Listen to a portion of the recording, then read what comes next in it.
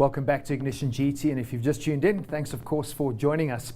So Volkswagen South Africa has just introduced the Polo Viva hatchback, and while we haven't driven the newcomer yet, well, it's not that new, is it? The Car Magazine team have, so we thought we'd give you a little sneak peek as to what you can expect from the newcomer. Joining Steve Smith on the panel are our shootout stalwarts, Lindsay Smythe and Lerato Matabese. Lerato, we're going to start with you. You've picked the Viva, and I know I'm going like it's not really a newcomer because it's kind of a beautiful old Polo, just with a Viva badge I hope you can pull off. You probably could. Okay, 30 seconds, tell us why this is the car. Oh, by the way, we are talking about like fun little hatchbacks that you can get into kind of around the 200,000 Rand mark, just in case you were wondering. Tell us why Viva is the pick of the bunch. Guys, thanks for actually giving me the car that's going to win today. But there's a good reason for that, actually. I like that.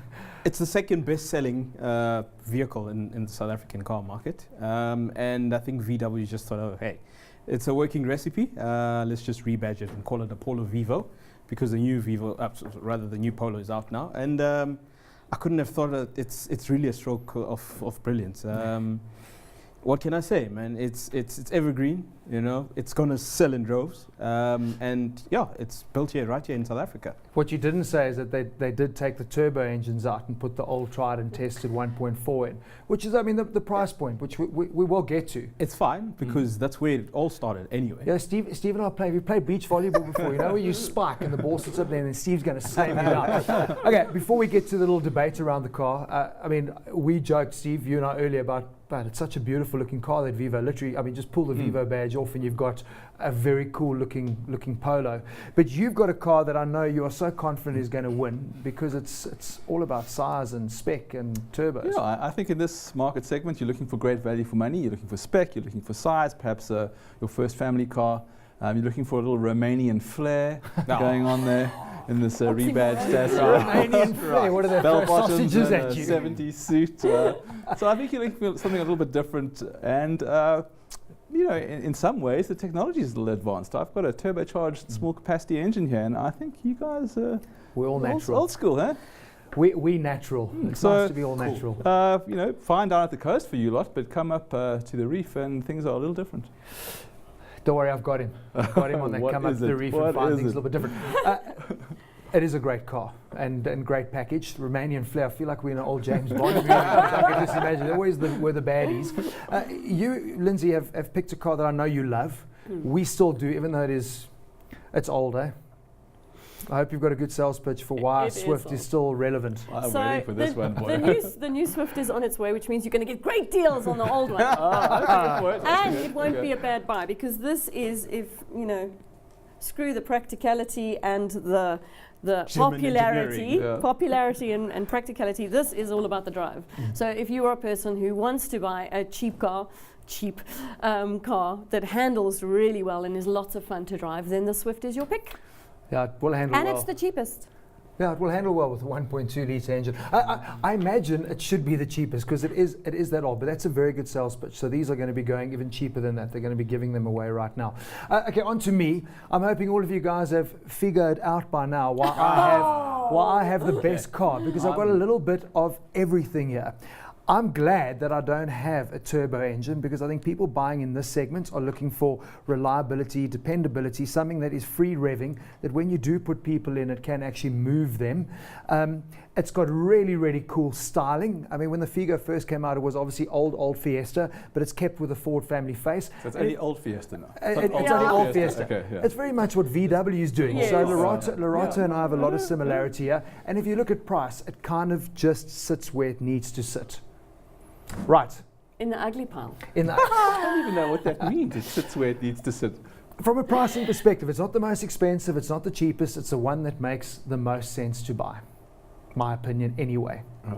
Right, let's talk about performance then. I've got the biggest engine, so I'm assuming I'm going to win this with a 1.5 litre, 1.4. You said small capacity. You didn't just tell us how small, though. Yeah. It's not even a litre. It's quite small. It's 0.9. Unfortunately, it's also a 3-cylinder, and it doesn't really have that nice Quirky character of a 3-cylinder in terms of the engine. Yes, it does have that, but you know, I think in this market, you're not looking for kind of performance too much. I think you're looking for an engine to do a job. Yeah. And that certainly doesn't in this case. Well, look, I mean, Lindsay, your 1.2, we will get to fuel consumption later. I mean, that's one thing we always know with Suzuki. We've tried it. If they Spot tell on. you Yeah. this is what it's going to do, it literally is what it's going to do. A lot of Yeah. manufacturers, a little bit of hit and miss. And it is for me hit and miss with your car, Steve. I'm being serious. Because I looked at it and I thought the Sandero is the one that I'd want from a space perspective. It's way bigger than Sure. all the other cars. And spec. And spec, Great but it spec, also weighs a hell of a lot more than all of the other cars. So when you're using it and putting people in and putting luggage in and kind of using that space that you're given, that little, what was it? 900. that little Sub 1 litre. that little 900, I think, then is going to struggle, and it's certainly going to struggle to deliver on those fuel consumption figures. That's my only issue. No, I will. I agree. I think the fuel consumption figures on these small capacity turbos that's quoted is one thing, and I think the real life figures are considerably different. I think they're probably closer in the naturally aspirated Yeah. engines. I take that. Then again, you're probably not going to be driving 4 adults and a whole bunch of luggage too often. So maybe take the hit then, and for In the that rest case, of the you time, don't need a Sandero. the rest of the time, Yeah, exactly. Then you're happy with a Swift because you're the smallest of the bunch. Yeah. Absolutely. But it's an interesting question because I think we're seeing that downsizing trend. So people are kind of getting to this as a family car. And I think that for me was what was key with Sandero was it was so much bigger than all of the others. But I do have a real concern about that because that little power band is so. It's as small as the engine, and I think that's where the struggle comes in. But you do. I mean, let's look at the cargo. If it is your car, you're throwing stuff in. You trump us at 292. The Viva's pretty good, actually, 280. eh? Yeah, I mean the new it's- Polo's up that's 70 pretty good. litres, so that 280 is good. Yeah. Have you even got a What's boot? yours? That's actually like a know. handbag. You've got I a know. handbag in the back, I know. but you can flip your seats forward. Yeah. So can all of us. It's not a selling point. No, Yeah. I do think practicality is a big issue in this market segment. So I think you're not that concerned about performance and how fast you're going. I think it's can it do what I need it to do, and that is carry X, Y, Z. And I think that's why for me this is the choice And I Is suppose it not single person driving though? for this. I mean, it can be if it Why couldn't it be, Lindsay? So if it's a single person driving, why do they care about practicality? Yeah, but Yeah. so that's why Only when I they're think carrying there's a passengers. duality with this car. So you can be single if you're Yeah. single, but But if you're married yeah. with children, this is a car for you as well. But Lorata, I mean, to bring you in here with Polo and with Vivo, I mean, when you look at cars like this, it is about how a car looks as well, not just the practicality. That's why the Suzuki has aged so well, because it's still a cool car when you see it. The Sandero's got like some new tech and everything that gets thrown its way. Apparently, I'm in the ugly bunch with that nice grille. But it doesn't matter literally what that Polo looks like. People have got such passion for it. Your But Vivo. look at the price. Yeah. Yeah, look at the price. But I mean, like you say, people are very passionate about the Polo, you know. And if you see how the previous Polo Vivo sold, I mean, Yeah. it probably would keep selling for the next 5 or 10 years. Well, it's gauging now Um, that it looks like this. So Exactly, yeah. exactly. So I think, yeah, And it's so much more of a better car than the previous Polo. You If you look at the jump between that old Polo and the last generation Polo, there was a big jump there. And Yeah. now this new Vivo versus the new Polo is such an incremental change. So Yeah. it's practically like Well, having a new Polo. It would be very interesting Yeah. to actually go and do the second-hand stats on an old On old Polo, Polo. Yeah. because that's the car. Well, that's what they were saying was so surprising for them. Even in their run out, they were increasing in sales, Yeah. which is Yeah. amazing. Yeah. But to go to I know you brought the price up. I mean, service plan is optional. We obviously all have service plans on ours, 2 airbags across the board, which is all good and well. But I think if you look at price and think about what did the Polo cost you. So sure, they've taken out a turbo engine, but fundamentally the car is kind of the same car. Then it Yeah. doesn't seem that expensive. If you Well, that's compare it why to, looking at a yeah. second-hand would Yeah. be interesting Yeah. to see. Yeah, and if you look at the pricing on the car, it's likely to be not much more than 3 to 5% more than the old Polo, Yeah. and it's a vastly better car. Yeah. Yeah. Yeah. Okay, let's wrap up. Are you sticking with your car? Ooh, doubt. Yo! Yeah. Started so confident. I I picked the know. winner, and now you're going to the Figo. I know.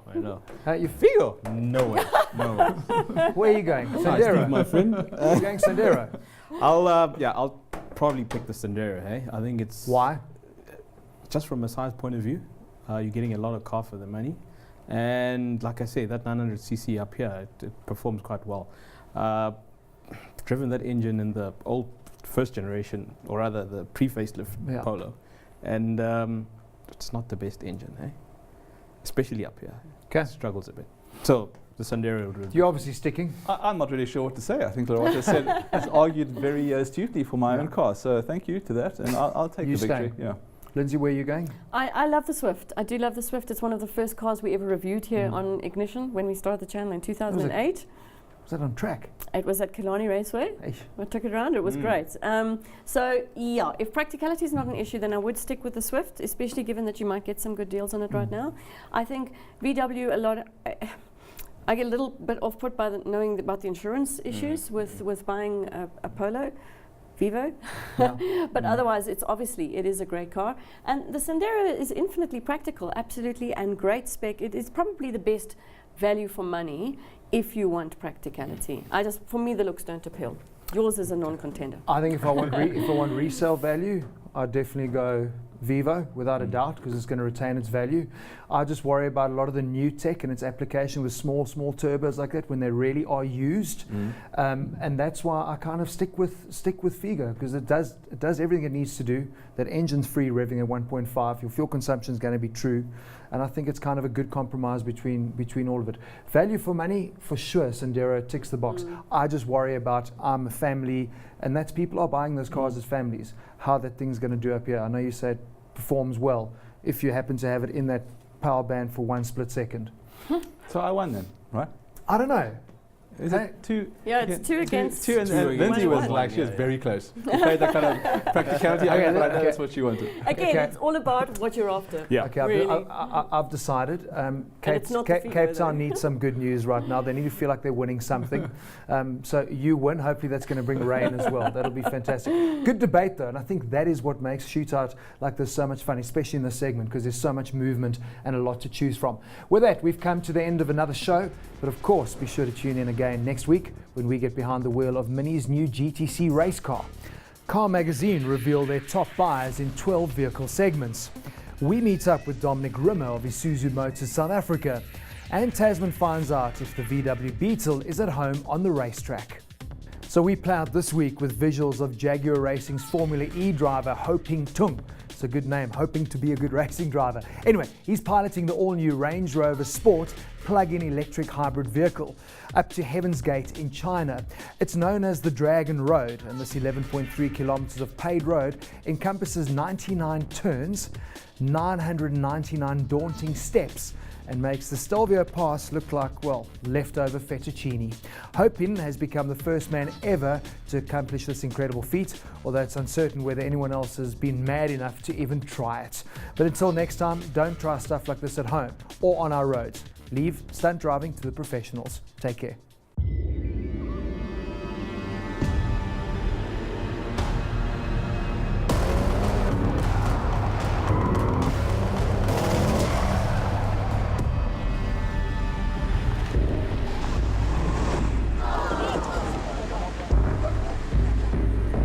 You be very careful up there, please. Yeah, we're clear, don't worry.